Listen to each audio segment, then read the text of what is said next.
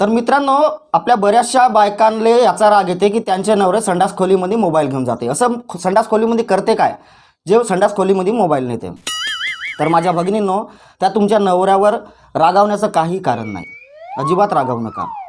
आता सांगतो का, संडास खोलीची प्रथा आत्ता आली, पण आधी कसं होतं, आपण वावरा दंडात शेतात जात होतो, तिथे कार्यक्रम करत होतो, तर तिथं बसल्या बसल्या कोणते कामं नव्हते, तर आपण जमिनीवर नक्षीकाम करत होतो. आता कसं झालं, वावरात जाणं बंद झालं, आता संडास खोल्या बांधलो, पण आता सवय सुटल का, नाही.